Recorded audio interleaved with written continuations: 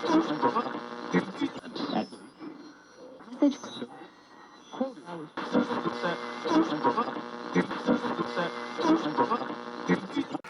Lambton School was established in 1880 and has been a place of learning ever since.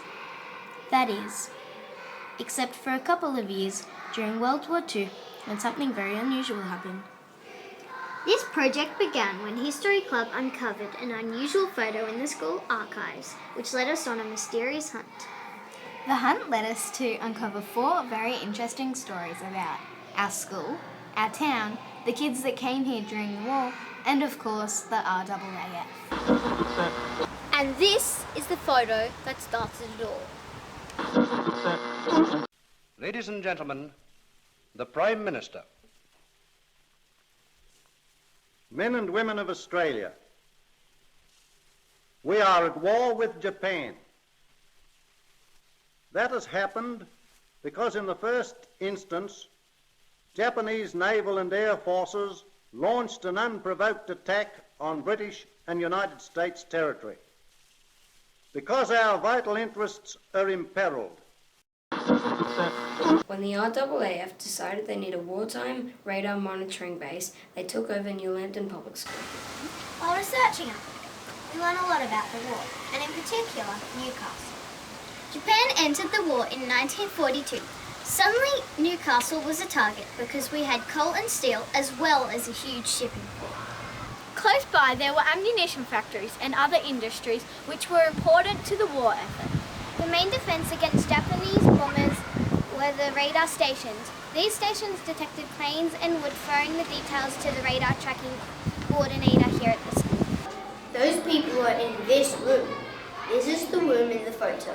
It was called Number 2 Fighter Sector Control. By knowing where all the radar contacts were, the officers here could coordinate the fighter planes that were stationed close by at Williamtown Air Base. When the Japanese shelling of Newcastle happened, there was a lot of talk about what to do. The RAAF set up a radar system to protect Newcastle and its industries from Japanese bombers. The radar defense system included radar stations which detected the planes, the control headquarters which were at our school, and the fighter planes which were stationed at Williamtown.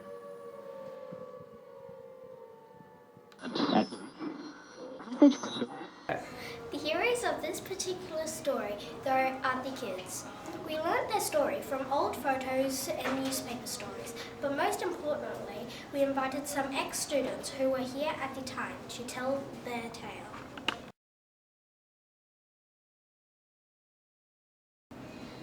Mr. Penfold and Mr. Rand came here to tell us their story.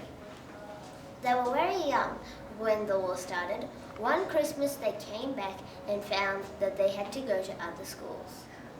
Students were given a metal plate to wear as an identity disc in case they got lost on the bus to the other side of town. Times were tough during the war and many students did not even own shoes. Most schools had regular air raid drills and lots of schools had air raid shelters.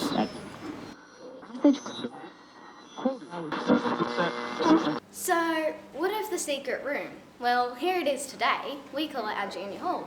We use it for dance practice, choir, drama, assemblies. It's a bit different from when World War II was on. The government recognised our school's contribution to the war in 1995. We are the only school in Australia that has permission to fly the RAAF ensign. Here it is, and we are very proud of our community's effort in World War II.